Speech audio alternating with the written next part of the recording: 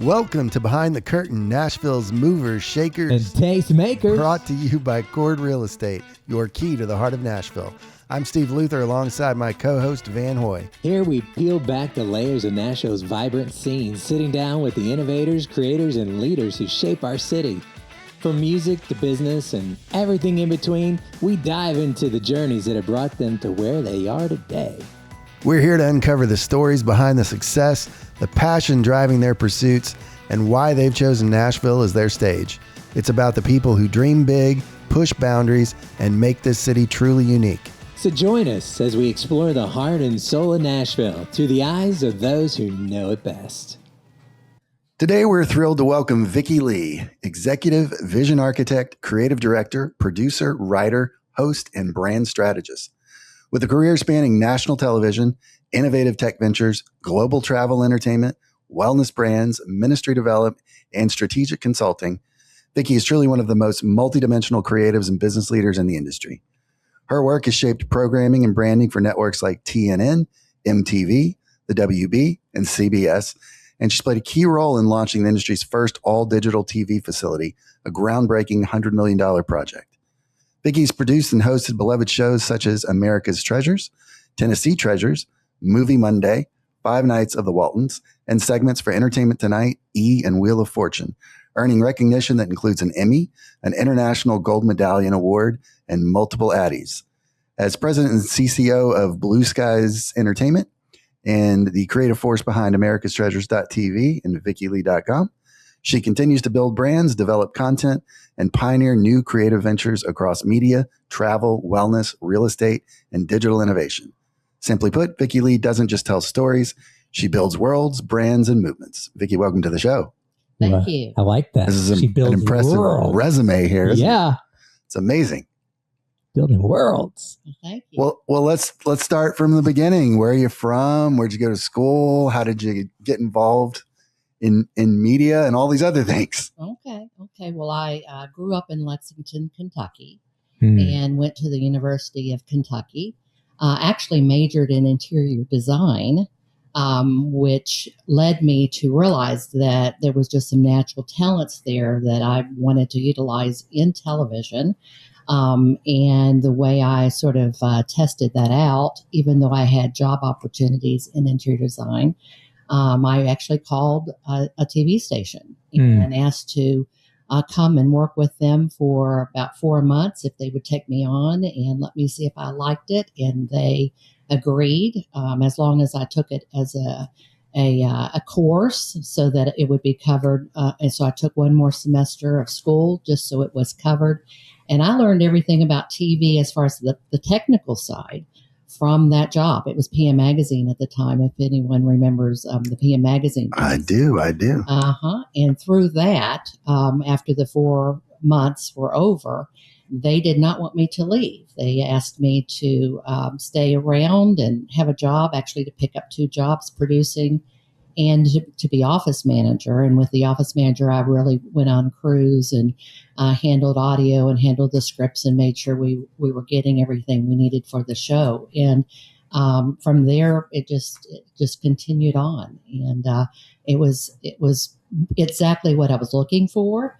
And the main thing that I learned from that is you just step out. And if there's something you really want to do, don't let people tell you it can't be done. Just jump out there and make your way. So when I was in the first year of working with PM Magazine, I was learning what they needed to see as far as getting national stories. They had a system that they taught everyone so that you could actually do the stories how they felt were best for audiences. And when I learned that way, I started getting national stories when other people that had been working there for 4 or 5 years had not gotten one yet. So they started saying, "What are you doing? How are you doing this?" I said, "I'm just doing what they're saying to do. Right. I'm following what they're, well, we are too." I said, "Well, I am too, but there's a difference."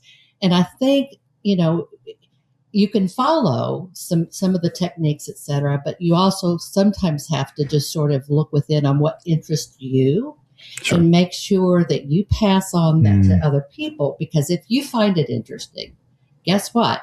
you will usually communicate it to others in an interesting way. And that has been the success that really has followed me throughout all the years. So that was my start. I saw an interview with Mike Rowe, the guy that does the Dirty Job show. He said that very thing. It's like every show I make for me. Like I ask questions that interest me, and just that authenticity conveys. So, yeah, I mean, you've covered kind of a pretty large span over your career with television, and brand strategy, and travel, entertainment, and tech ventures. What's been sort of the connecting thread between all of that?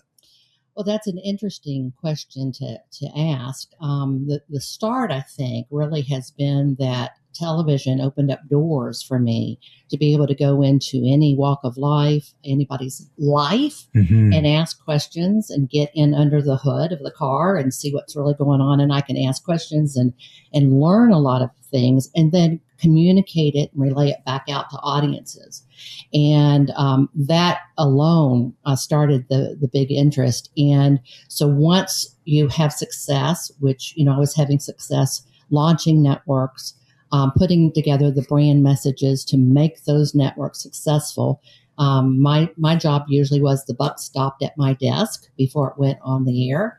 And so for me to be successful in my job, I had to make sure everything was covered, that we had no mistakes that audiences could see. And from those skill sets that you really have to refine and do them quickly, especially when it's in TV. You don't have years to work on a project before it goes on air. You literally have to learn how to make quick decisions, stay in budget, communicate to the financial team, of a network, but still deliver the creative. When I learned to do that, I found that other industries wanted to utilize that too.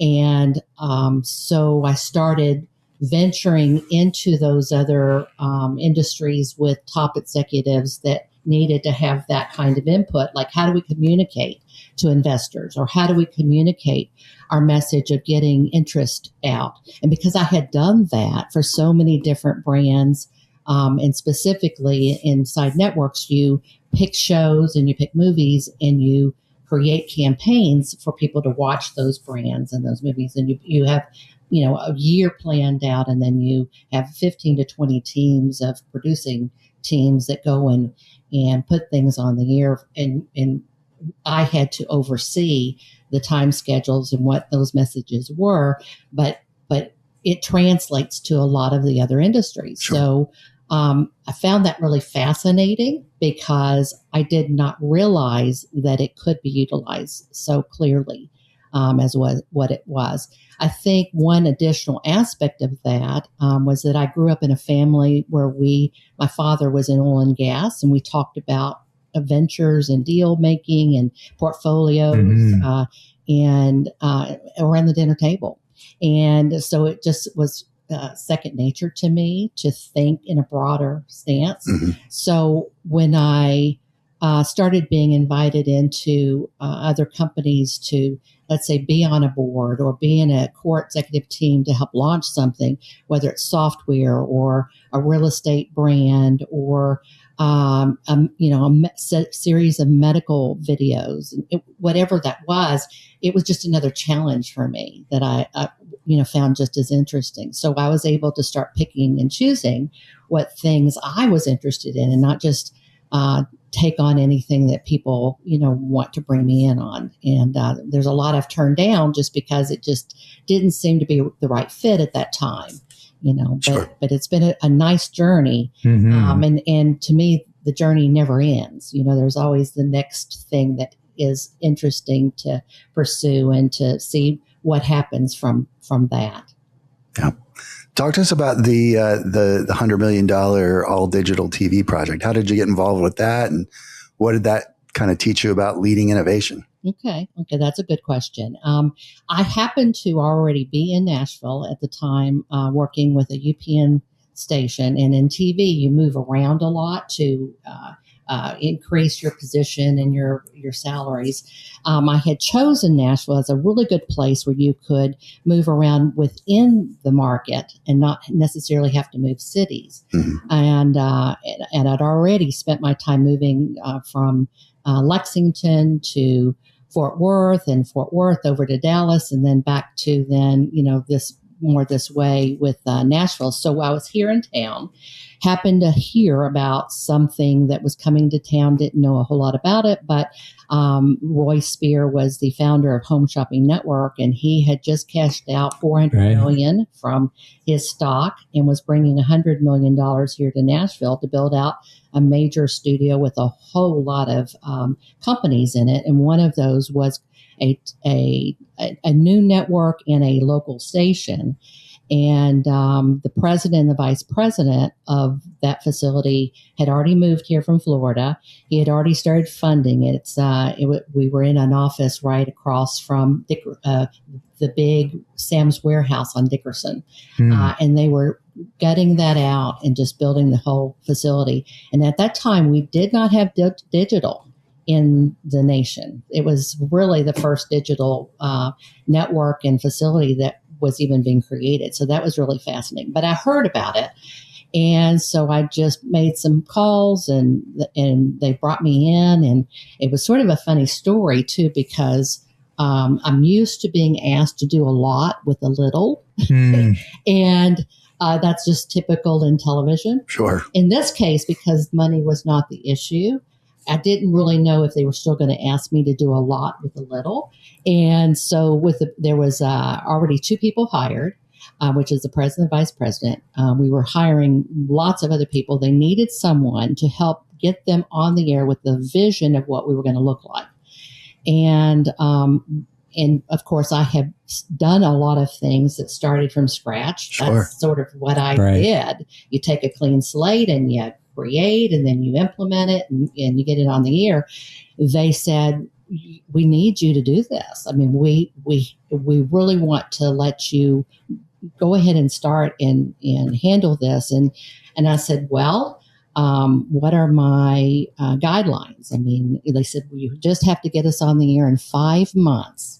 And I said, well, can I hire some people to do it? Right, Is it just me, or, because I really did think they might just say, no, just one other person. Oh, wow. You've got to do it all. But they said, nope, you hire as many people as you need. We just need to get you on the air. We also don't have to have a budget. We'll whatever you're needing. That's amazing. We'll That's the kind of people I like. That's right. And I didn't know what, that was an unusual request too, but okay, if I don't have to worry about that, that's fine. Is that how it got to 100 million? Well, those were all the fixed assets, the 100 million. And we had all the latest animation equipment. We were able to push the limits even on animation and TV. You usually limit the number of hours that you spend on certain animation packages. But in this case, we were able to just, again, whatever we envisioned, we just pushed them. It was really interesting. And again, the timeline was the really important part. We did meet that timeline. There was another really interesting story that, again, it just shows you how TV works and how new ventures work.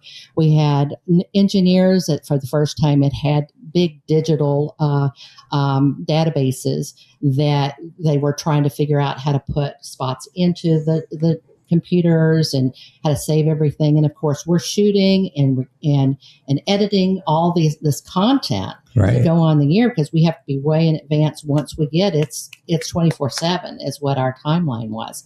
And they had told me, once you give us the content, we put them in the system, and then you can erase the tapes and you can use those again. You know where I'm going with this.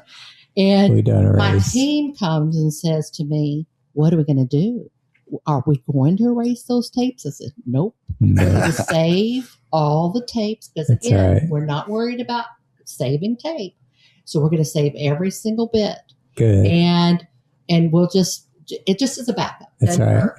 Well, about 2 weeks into us launching, they come running up to us and they said, oh my gosh, we've lost it all. Everything was white. we're so sorry. You're going to have to start from scratch. And I smiled and I said, well, guess what? We saved every piece of Good for content we you. gave you. And they, we're really.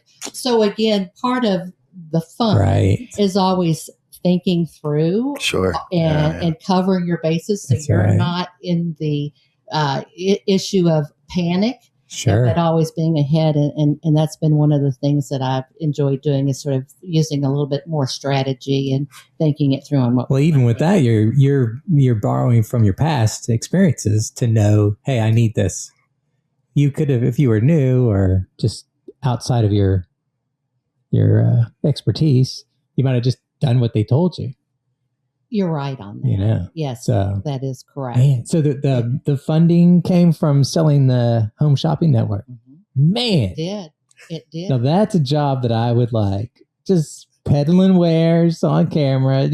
What's next? Let's talk about it. Well, we were launching new shows that we were creating what the shows were going to be. Right. We were launching brand new looks and brand statements. We were really tailoring our station here after the WB launch because it was an affiliate. Gotcha. The plan was to be an affiliate for about 2 years and then to be a superstation. Cool. So everything we were building was more network based. Mm-hmm. So I would end up on calls every week with the new president and the vice president from LA.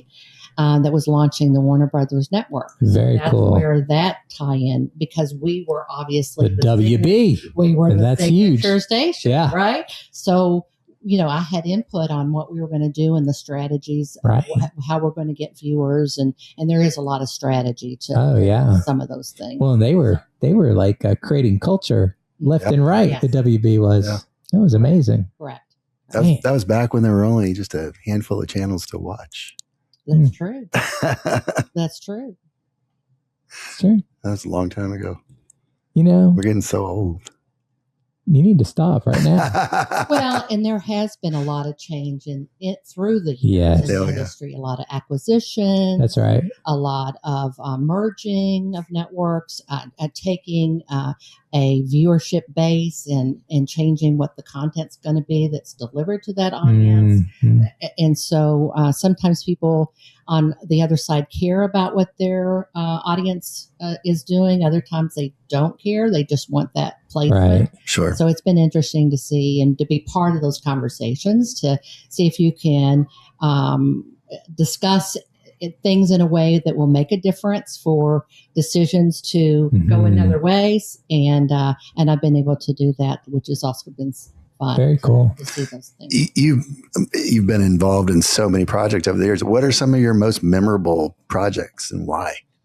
Wow. Like what did you do for MTV? Okay, so with MTV, MTV was a Viacom property, and TNN, through a stock swap with CBS and Viacom, we ended up as TNN going under the umbrella of MTV. I remember that, was over all of the cable networks within that group. And so I was asked to fly to New York every Tuesday to meet with the founders of MTV. Is that right? Yes, there's 4 founders, but 3 would be in those meetings for strategy. So they stuck it out. Well, they did not have jobs. They made money off of the ownership. Sure. And they said, Vicki, we don't even have to work. I mean, we work through people like you to implement what we want to do. But I was being asked to come and brands and talk about the brands, talk about strategy. And then from that, some of those conversations ended up into the areas of what became then credits of mine because of the strategies. One of those, I was trying to challenge them because at the time they did a lot of Jackass shows. Right. You remember that? Oh, yeah. Yeah. And they were creating more Jackass shows. Right. And I was in a room of men and, I'm saying, can't you think about something else other than the Jackass shows? And they go like, what? And Sure. I said, well, it'd be fun for y'all to try some family programming. I really said, Right. they go, family programming? Like, what do you mean? Yeah. Ozzy and Harriet shows? That's awesome. And I said, they went all the way to that. yeah, I said, not really. It'd be a current Ozzy show. They go, oh, yes. And that's how Ozzy Osbourne show was. Is that right? I love it. I wasn't really meaning it that way when Sure. it came out, but that's what ended up on the air. I love And it. so that was one of the earlier reality shows that were created. That's right. At the time, we were creating reality shows because we were having writing strikes. Okay. And when you have writers that won't write and you still have to have shows, Sure. as they say, the show still goes on, has to That's go on. right. So we had to create shows without writers. And obviously, reality shows now have to have some writing and Yes. planning. Sure, yeah. But that was the thought then. So Right. There's a lot less reality today than there probably was when it started. correct. Well, think about the Ozzy show, Ozzy Osbourne. I mean, Sure. it was a little bit of a train wreck if you Right, remember. right. You just followed Yeah. him around and anything happened and, But it was all of that. fascinating to watch. Fascinating because you entered someone else's life That's right. to see what they were doing. So, He was a pretty entertaining character. He was. Yes. So that was my involvement with MTV. Cool. And then I would also talk about what we were going to do across the board. There's a lot of partnerships between the networks when they're all owned by the same company. And so you might not know it as a viewer as you're watching things, but we might have something that we're promoting on another network to make sure viewers come back over to us, and it just looks like everybody's talking about it. Or we might put a message on a talk show that we have on another network, so they're talking about something that we're doing over at this other network. So we cross promotion stuff. We would have those kind of conspiracy. So the way it works there is the founders being outside of the jobs, right?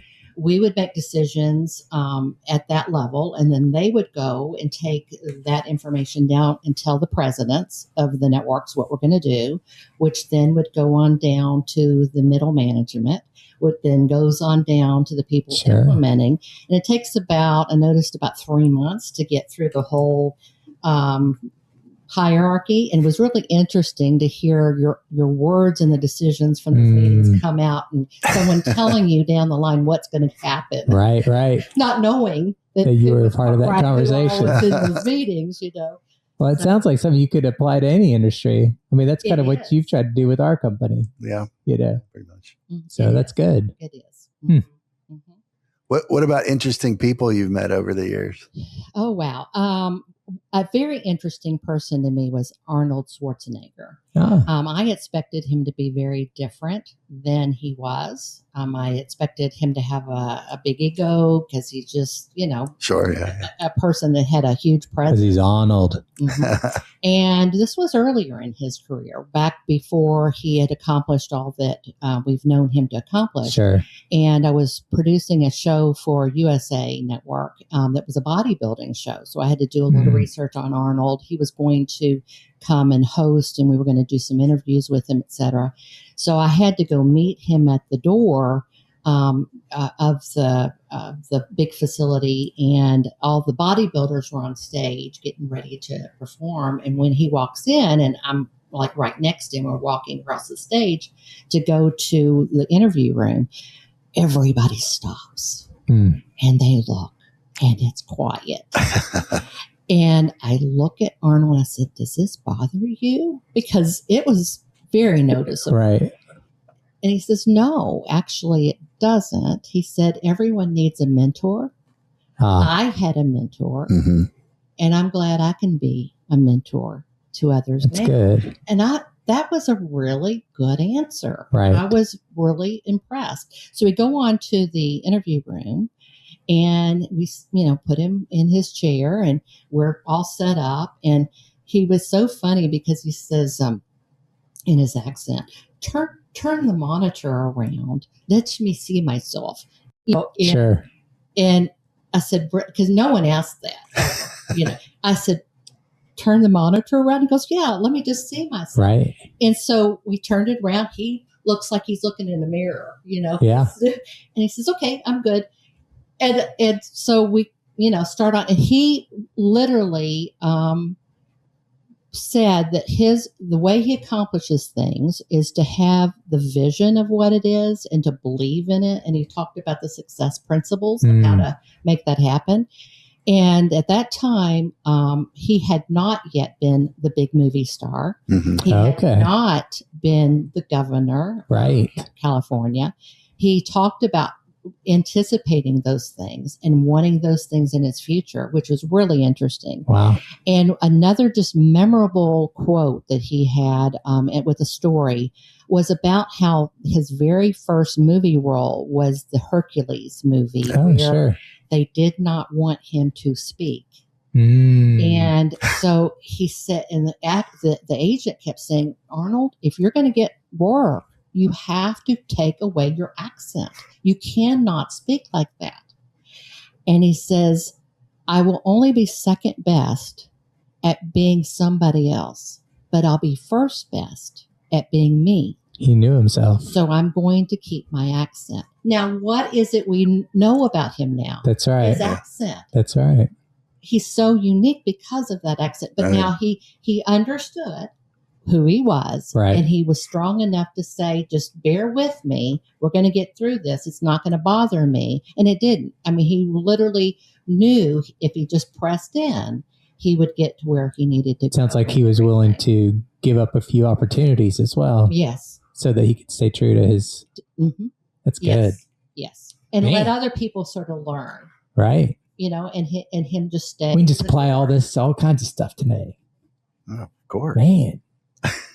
Well, and that's another interesting aspect of television. A lot of times you're working with people and making them famous. See, a lot of the work that I had to do, I would pick a personality and we had to promote them in a way that viewers would want to watch them. Right. So in some cases, it might be a news station where you had news anchors, et cetera, and we had issues that you would have to work around.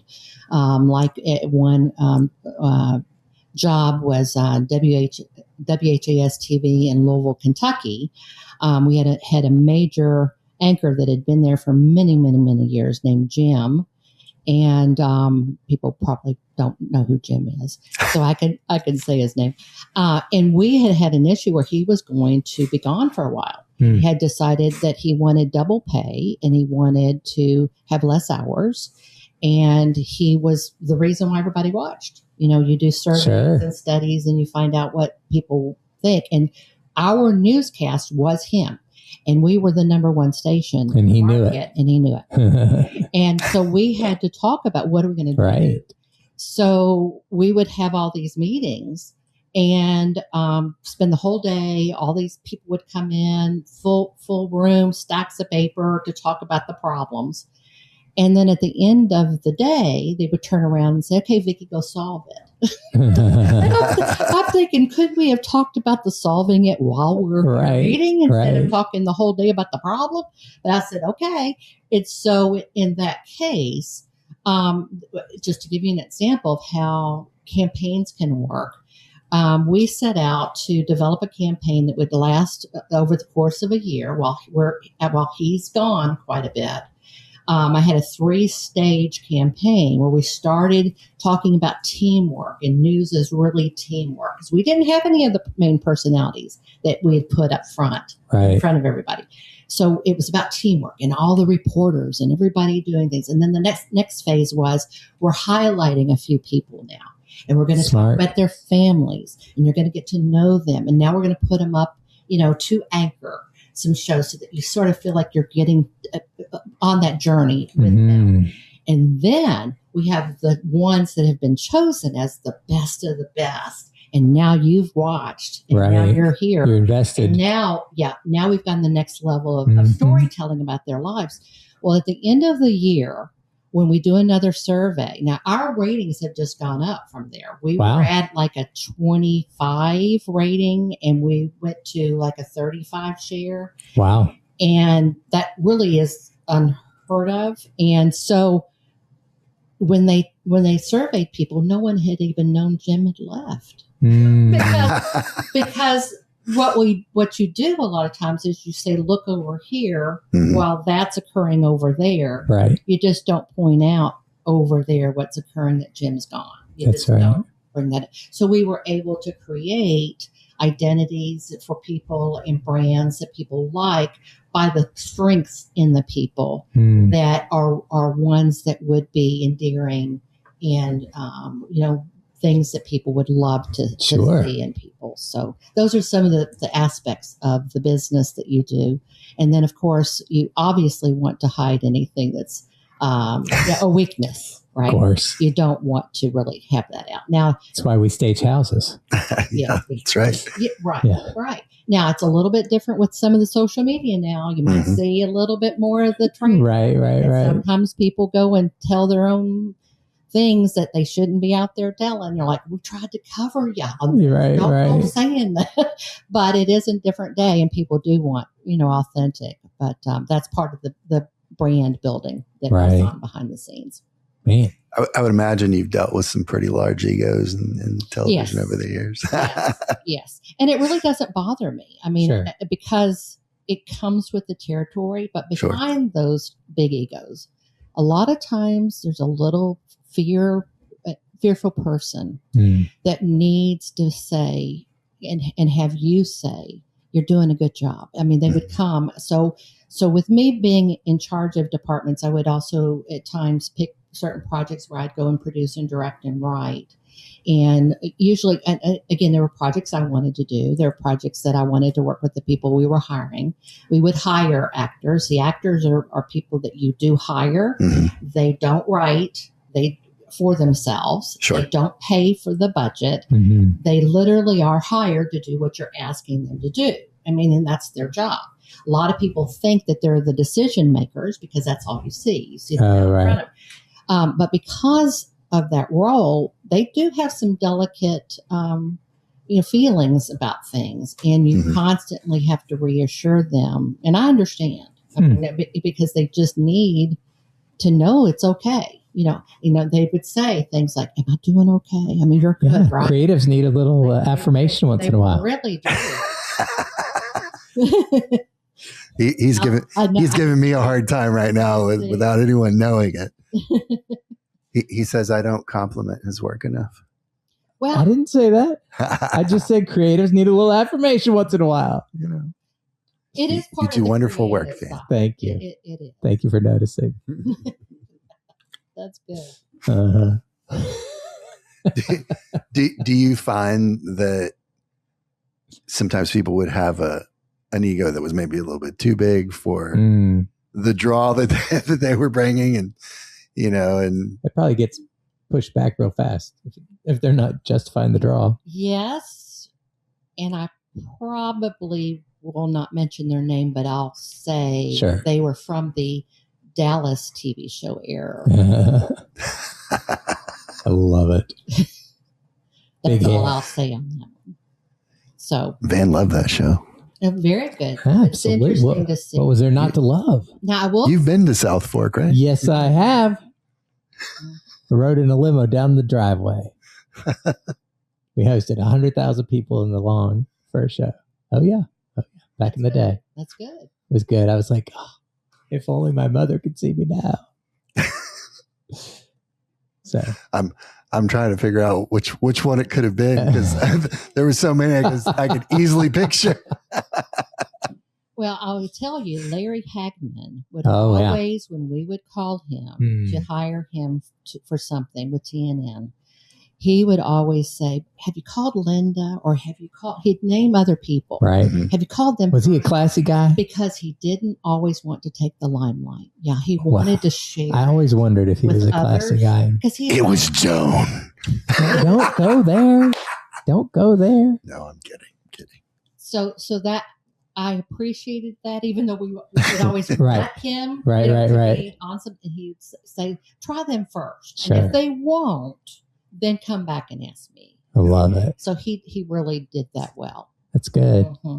And you like seeing that. I did. I liked seeing when people would really be classy about things. Well, and inclusive as well. And it's inclusive. pretty extraordinary. And willing to take a back seat. Right. They didn't have to. Right. because obviously he already had a lot of accolades, Of course, and could have easily stayed in that. Mm-hmm. That's good. Mm-hmm. Talk to us a little bit about America's Treasures. Mm-hmm. You kind of built that into a full ecosystem with all kinds of cross promotion. Mm-hmm. Tell us about Mm-hmm. that. And that actually started back in the early 90s. Being in TV and seeing the interest, and of course, coming from PM Magazine, I saw how people love to hear stories. Mm-hmm. And in the Treasures arena, telling stories about people, places, and things with a trivia twist, what seemed to be a fascinating hook and way to communicate and share some of those stories, as well as get to people to participate. So I started out by having a board game, and I know that sounds like an odd thing to start with, but it was my way to beta test that concept. And at the time, there was a game company out of California that was placing games, or at least licensing their game to all the different places across the nation, different states or different cities. And I picked doing a Trivia Louisville game, which again was about trivia. And so my company wrote all the questions. We designed the board game, which it was my design, hiring people to implement it for me. And I actually went into production. I hired a game manufacturing company to take care of the manufacturing. I did the distribution deals, had a big deal with Kroger, and then also had all the advertising campaigns on. We had magazine ads and radio ads and TV ads to promote the whole thing. So when we launched, we were out in the market to be able to really see how successful that was, and it was well received.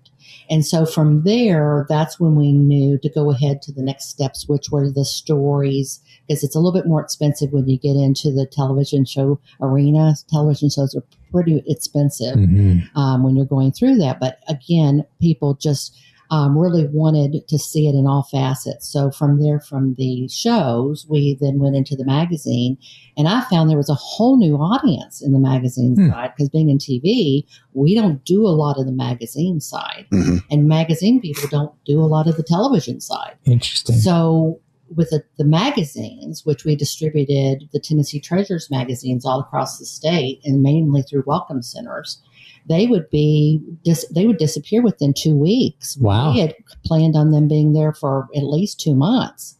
And people would actually come in and, are the magazines here yet? And people would go to their work, and after reading stories, and they would talk about, the water cooler effect. Right.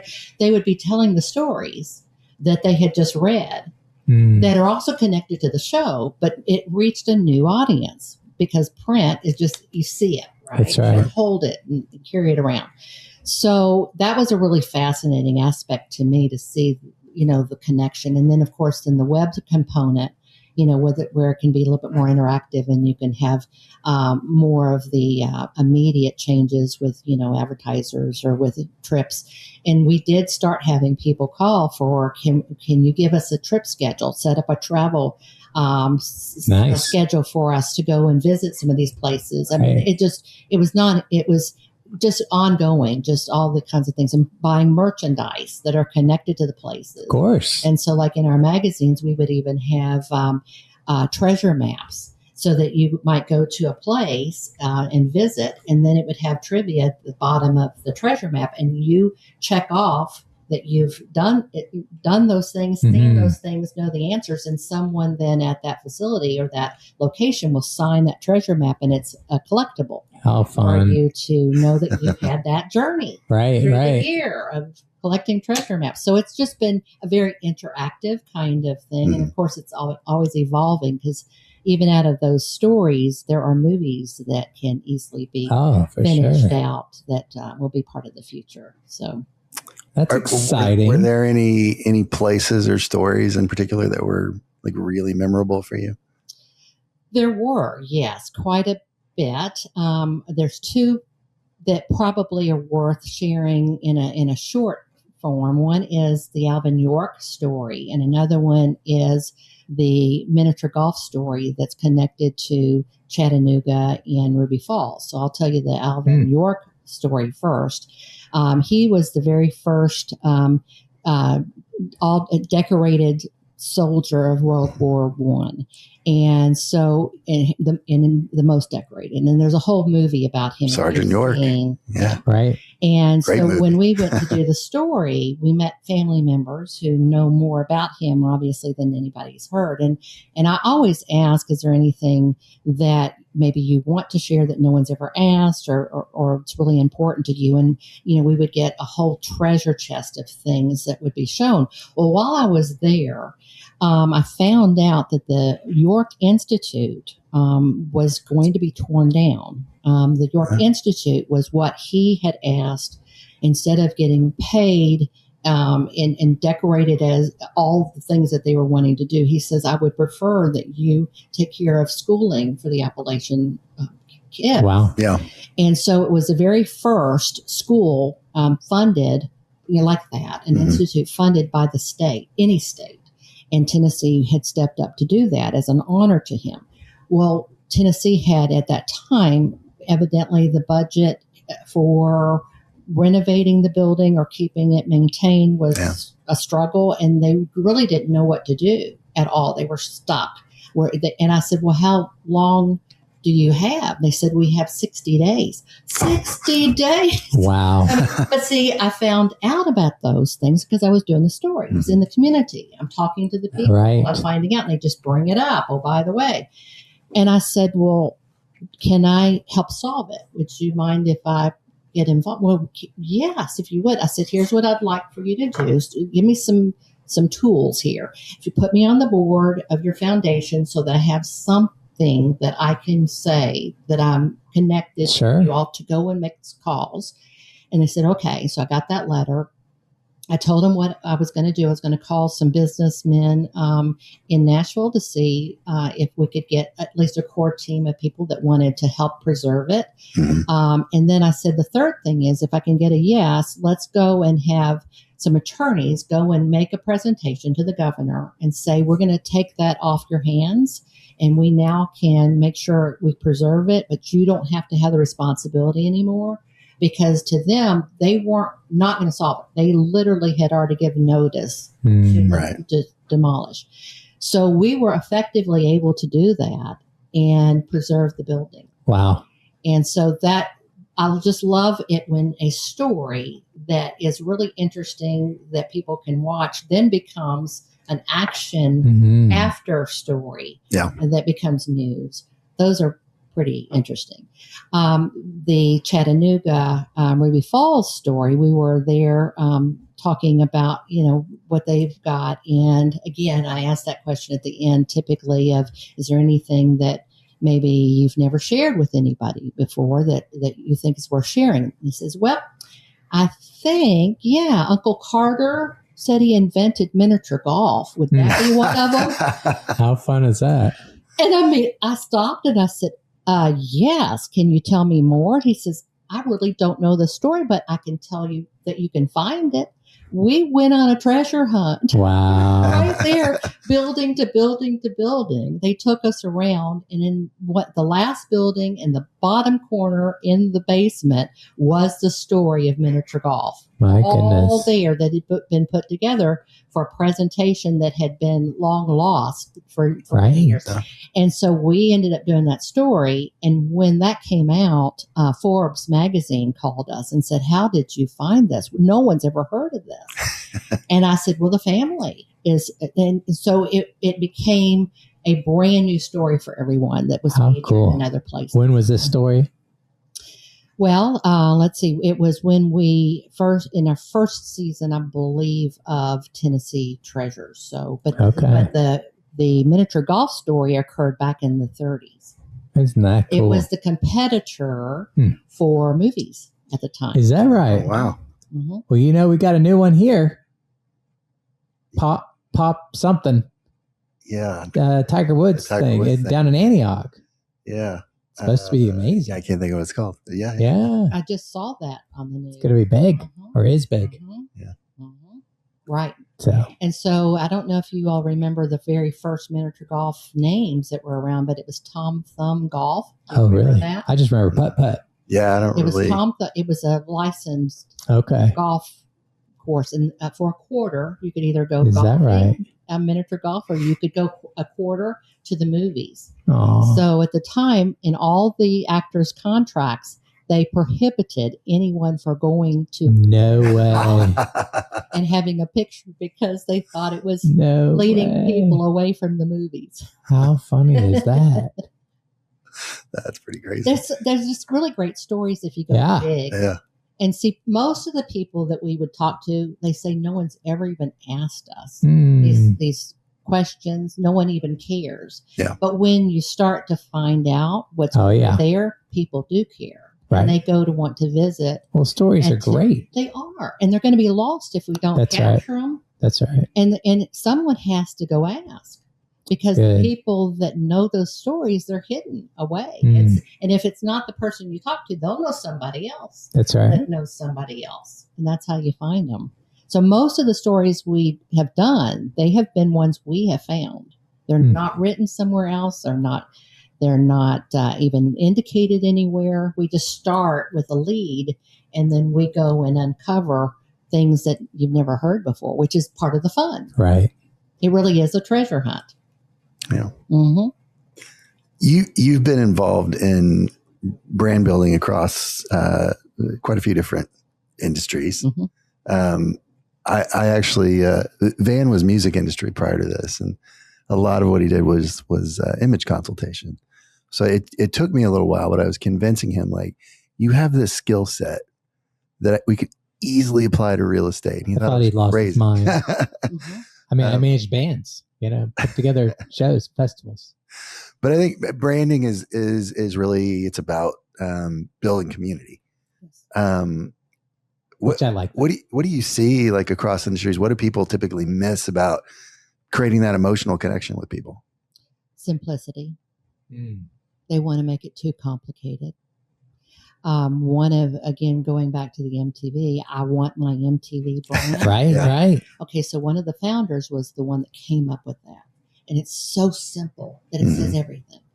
And so that became the top of our branding industry, is if you can be like the MTV guys that came up with that brilliant strategy, you have reached the top. I mean, that's what everyone talked about.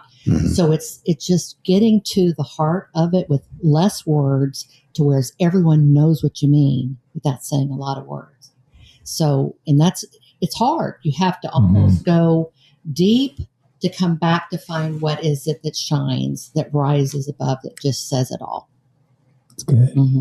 Where do you think entertainment and branding and tech and everything else is headed? What's the next? Because it's like the Wild Wild West right now. I mean, look, we're here doing something, whatever this is. Yeah. Where's content headed in the next 10 years? Well, as you can see, it's getting more and more in the hands of individuals where they have a chance, instead of it going through just all the standard sources where someone had to choose you, right? That's been the hardest part, I think, for those people that were the choosers to lose control of that aspect. But then it also has allowed so many people to rise that maybe couldn't have even had the conversations, or couldn't have even had a door open. So the ones that literally are themselves can just be authentic, be unique, but again, not fake unique. Just be yourself. Right. Because there's a lot of personality that we've not ever been able to experience because we still had to have that certain culture for television, for cable. You had to have still something that was appealing. And there's a lot of things that might not be appealing for everybody, but they're still interesting. Right. Just like we were talking about the Ozzy Osbourne. So now people have a chance. So where is it going? It's going to the place where you even see some of the influencers being able to, I mean, just even recently being chosen for Dancing with the Stars, and you see them featuring TikTok night. So it's going to be a blend of audience participation with the entertainment. It can't just be us watching anymore. And that's been part of what I have seen happening for at least 20 years. That to me, that's been really important. One of the aspects that I had even tried out when I was with TNN at the start of the web, we didn't have many people participating in that a lot. We had chat rooms going on while we were watching a movie and we're doing a special theme. We would invite people in the chat room to talk about and just share watching the movie together. That was before we did that thing that we do now. Huh. But people loved it because they want to be a part of something and participate. So it's going to continue to go that way. And if people aren't authentic, I think now viewers pick up faster on it. You can't fool people as much anymore. They really want to see the real people. And my wife came home with a People magazine last night, and I'm thumbing through it, and there's a whole section on influencers, and like, I think the Met Gala or something. I don't know. And I was like, what is happening? You have influencers now. It is. Influencing everything. It is. Now, the one thing I have seen that influencers don't yet have a handle on, some of them, is they go in and make demands on, say, a restaurant or whatever. Don't you know who I am? Right. And give me everything for free or whatever. Right. Well, that might happen naturally, but it is not. In TV, we never did that to people.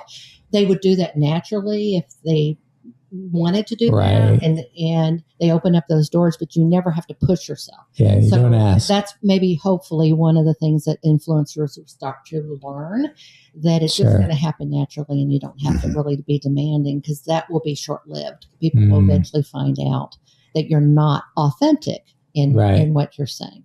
So it'll come back around. But again, all of these different tools that are still bring back that community, that sharing, that participating. Let me be entertained.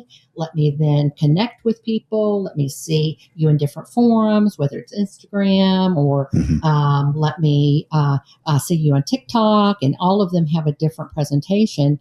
But that's part of that user experience. So. We've talked, Van and I have had this conversation about the music industry a few times, about how much it's changed, where, used to be, you had to find a label and they had these artist development programs, and there was a lot of money put behind stuff, and that whole game has changed. Now you've got to sort of come to them with a following already. That's right. And so if you don't understand that game, there's pros and cons to doing it both ways, right? And I'm sure that's bleeding into other parts of entertainment. And now we've got AI, we've got AI artists that are, making the Billboard charts, and there's an AI actor that, was I think supposedly got representation from one of the agencies. Unbelievable. There's so much concern about that, but do you think, are you going to get that same level of connection? Let it play out, because people know when there's a real person and when it's just an AI. It's interesting right now, so it's short lived, and it's intriguing, right? You're fascinated, and it seems like an easy way, but again, it won't be long term, because people follow and connect with people that have real stories. So I know, for instance, there's a new AI feature that's in, I guess, a beta test with the music side of YouTube. And they have hosts that are AI, and I opted in thinking, okay, let me hear. But they say things as if they're real people, and I remember when I heard that, right. There are AI, and I don't like it. I liked it for a day. Yeah. And then I don't want it anymore. It was off. Because it's not a person. And the words that they're using, even if they got them better, I already know in my every essence of what they're talking about that they don't have a real story. They don't have a real life. And you just want to know that someone's living the human experience. That's talking to you. And so that's always going to be missing. And AI cannot ever have that. Yeah. So they can tell the stories of somebody else, or someone can write, or they can write a fictional story, but we still know But there'll be a place for all of it. There will. Just like, now the hottest thing is LPs, right? Getting vinyl. Yeah. Kids are collecting vinyl because there's a spirit there that's just isn't captured. Mm-hmm. And the key is maybe using the tools Mm-hmm. to pull it together in a way that brings it into That's right. a new phase. So, Yeah. Mm-hmm. Yeah. It's exciting. You started Blue Skies Entertainment over 20 years ago. You've been in the business a long time. What does it take to stay relevant, to stay inspired as the industry changes over decades? Always look to see what's going on, but also envision what you would like to see with change and innovation, and be ahead of the game. Always be thinking ahead of what would be a new experience and what would people really want to see that they're not seeing. And I've not ever been very good at following other people. I've always been one that I just see way ahead on where people are now and what they're needing. So I think and keep an open mind. Never think you have all the answers, because things are changing. Right. So always be able to move forward with new things. And just a lot of people ask me, how do they not have an opinion about, how can they not have an opinion? Because sometimes when they hear something, they have a strong opinion, like I don't like that, or I do like that. And I try to say, why do you have to have an opinion at all until you know more about that? Just take it in. Just let it be something that you experience, and let there be more pieces, and let it evolve. And that helps. If you just have an open mind, it helps to see the bigger picture and to be able to have some ideas of what might be beneficial for people as things constantly change. Sounds like she stays on the sunny side. I mean, she called her company Blue Sky. Nothing but blue sky. That's right.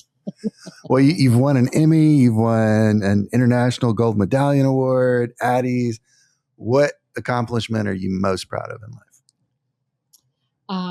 Well, do tell. It's interesting because you can get awards, but the awards seem to mean more to other people than they do to you. I mean, they're important. Like credibility wise? Well, yes, I guess. I mean, it's just an award. You did the work, and the work is the value. Right. And it's nice that I guess there's an award there, because someone says, oh, you got an award. But it was the work that mattered. And so I think I'll tell you a story about one of the Addies that I had. I had a client that came in that wanted to he had a gun shop. This is back in Kentucky. He had a gun shop, and he wanted to have commercials for, or at least one main commercial for his gun shop. Well, now you can already see the problem with that. Guns on TV, like, what are we going to do? Like, this has got, like, and I asked him, what's your goal? And you know what his answer was? What's that? I want to win an award. Oh, wow. Oh, really? Well, okay. Oh, okay. I said, why do you want to win an award? He says, well, my buddy won an award. How funny. I want to be able to say that I did a commercial and I won an award. Okay. So in other words, you want me to write a spot that will win you an award. Uh-huh.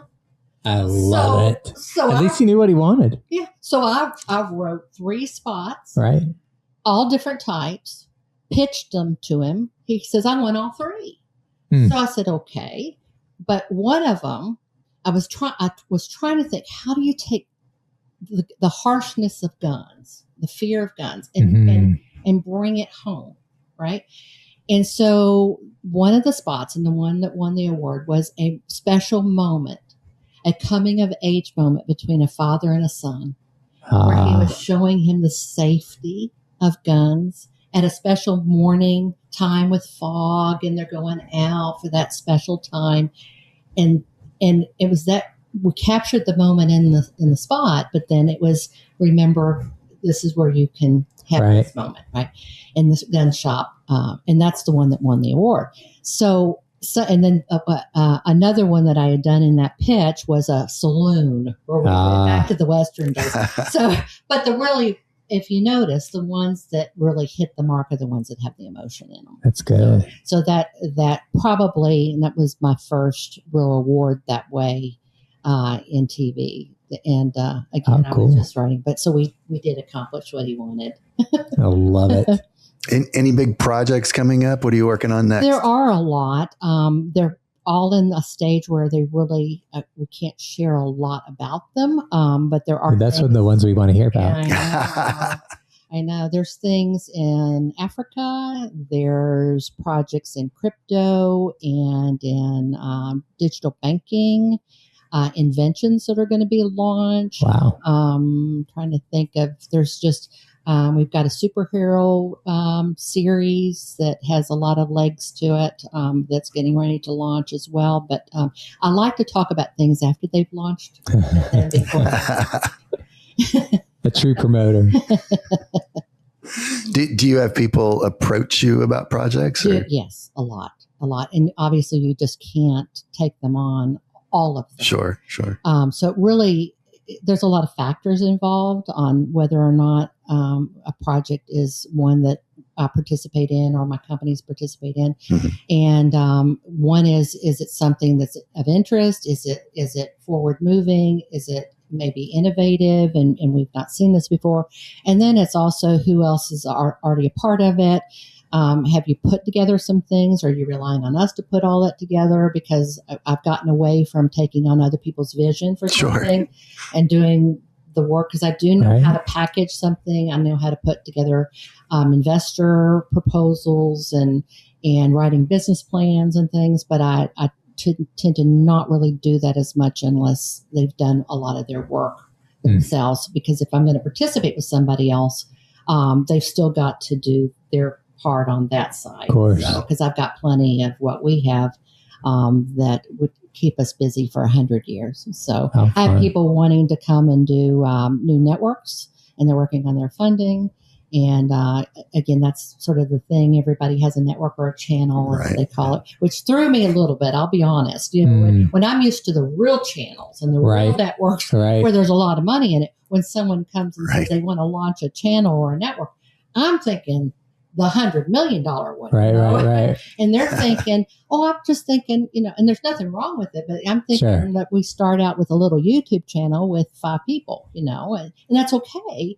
But what's your end game, And so I might be thinking, when they were anticipating that, I'm thinking, okay, we need these teams, we need these budgets, and that's not where they want to go. So I've been able, one of the things I've needed to sit back and watch is, where's the industry going, and how are we broadening, and how do we accept all of these different verbiage that means something a little bit differently than what we've met in the past. And so now I think it's sort of settled in. So it's okay. Like we say, things are being filmed when they're really videotaped. In my world, we don't film as movies, and there's just a lot of different terminology. But now I think everybody's sort of on the same page. So. Well, I'll pick your brain off air about a little project I've got. Here we go. One of those hidden ones. That's it. But if anyone wants to get a hold of you guys, what's the best place to find you? Well, I would actually recommend that the very first place would just be to go to the main site where all of our activities are mainly updated there. It's VickiLea.com. And Lee is Lea. And Vicky's with an I. Yeah. VICKI. So VickiLea.com, and that's where we spin off to the other websites and other places where we have projects going on. Cool. So awesome. I appreciate you asking that. Mm-hmm. Absolutely. Well, Vicki, it's been a pleasure. Well, Absolutely. Thank you. Enjoyed meeting you. Yes. And with that, we will see you guys next time. Well, that's a wrap on today's episode of Behind the Curtain, Nashville's movers, shakers, and taste makers. We hope you've been inspired by the stories of passion, perseverance, and innovation right here in Nashville. A big thank you to our guests for sharing their journeys, and to you, our listeners, for joining us. And of course, our gratitude to Chord Real Estate for making this conversation possible. Don't forget to follow or subscribe to our podcast on your favorite platform. Thank us? Yes, you did. Oh, I guess I did. Well, thank us. Okay. Like I was saying. Oh, yeah. Don't forget to follow or subscribe on your favorite platform to catch every episode and hit that notification bell. We've got plenty more fascinating guests lined up, ready to share their insights and inspirations. And we love hearing from you, so reach out to us with your thoughts, questions, or suggestions for who you'd like to hear from next. Until next time, keep chasing your dreams and making your mark in Nashville. Oh my goodness. Remember, I'm talking to Casey it's the Kasem. people behind the scenes that make the city shine.